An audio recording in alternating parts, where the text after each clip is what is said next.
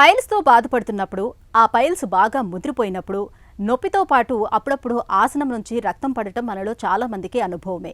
అయితే పైల్స్ ఉన్నా లేకున్నా మనలో కొంతమందికి తరచుగా మలంలో రక్తం పడుతూ ఉంటుంది.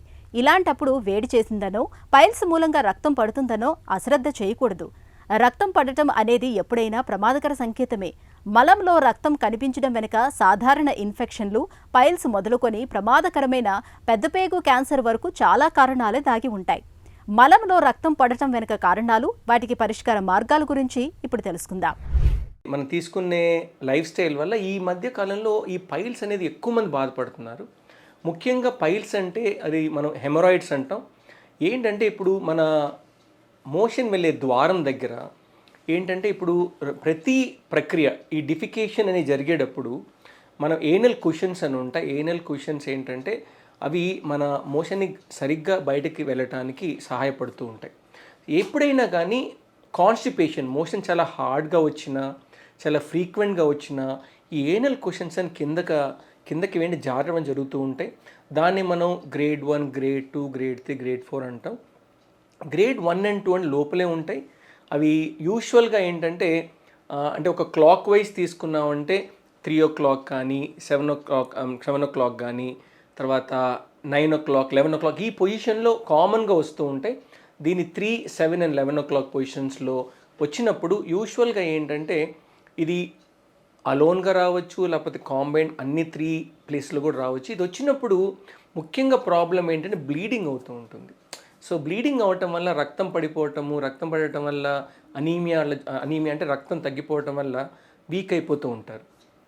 చాలామందికి బ్లడ్ చూడగానే భయం అనేది, అయ్యో బ్లడ్ అయిపోతుంది, ఇదేమైనా క్యాన్సర్ ఏమైనా వచ్చిన భయపడుతూ ఉంటారు. కానీ ముఖ్యంగా ఈ పైల్స్ అనేది అంటే మెయిన్గా రావడానికి కారణం మన ఆహార పదార్థాల్లో మనం వాటర్ సరిగ్గా తీసుకోకపోవటము, ఫైబర్ కంటెంట్ సరిగ్గా ఉండకపోవటము, మనం తీసుకున్న ఆహారంలో అంటే ఇన్ఫెక్టెడ్ అంటే ఇప్పుడు క్రానిక్ అమీబియాసిస్ కానీ, మనం ఏదైనా మెడిసిన్ తీసుకున్నప్పుడు మోషన్ హార్డ్గా అవటం కానీ ఇలా జరిగినప్పుడు ఈ మోషన్ అనేది కిందకి నార్మల్ అంటే డిఫికేషన్ రిఫ్లెక్స్ రాకుండా చాలా హార్డ్గా రావటం కానీ, లేకపోతే మనం అధికంగా ప్రెషర్ చేయటం వల్ల కానీ ఈ ఏనల్ కుషన్ నిదానంగా కిందకి స్లిప్ అవడం జరుగుతూ ఉంటాయి.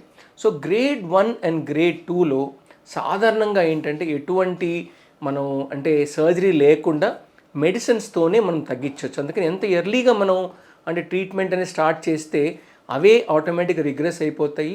అంటే ఈ రిగ్రెస్ అవ్వకుండా మన హ్యాబిట్స్ అదే కంటిన్యూ చేసినప్పుడు ముఖ్యంగా కాన్స్టిపేషన్ కానీ, మన వాటర్ సరిగ్గా తీసుకోకపోవటం, ఫైబర్ సరిగ్గా తీసుకోకపోవటము, అదేవిధంగా అనేకమైన అదర్ మెడికల్ ట్రీట్మెంట్స్ వల్ల కూడా కాన్స్టిపేషన్ జరుగుతూ ఉంటుంది. కాబట్టి అన్ని కారణాల వల్ల ప్రోగ్రెస్ అయినప్పుడు గ్రేడ్ 3, గ్రేడ్ 4 అంటే ఏంటంటే గ్రేడ్ 3 అంటే లోపలే ఉంటే కానీ మోషన్ వెళ్ళినప్పుడు బయటకు వస్తాయి, చేత్తో బయటకు పంపించాల్సి వస్తూ ఉంటుంది.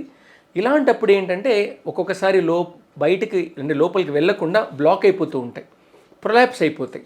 అలాంటప్పుడు ఏంటంటే సివియర్ పెయిన్ వస్తూ ఉంటుంది. మన ఏనల్ స్పాజమ్ అనేది మన ఓన్ టిష్యూని కంప్రెస్ చేసినప్పుడు అవి ఇంకా పెద్దగా స్వెల్ అయిపోయి చాలా ఎమర్జెన్సీ కండిషన్లో హాస్పిటల్స్కి వస్తూ ఉంటారు.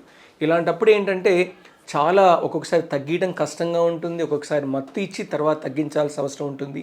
ఇలాంటి సిచ్యువేషన్స్ రాకుండా మనం ఫస్ట్ స్టేజ్, సెకండ్ స్టేజ్లో ఉన్నప్పుడే మెడిసిన్ స్టార్ట్ చేసి మనం తగ్గించుకోవడానికి చాలా ఇంపార్టెంట్.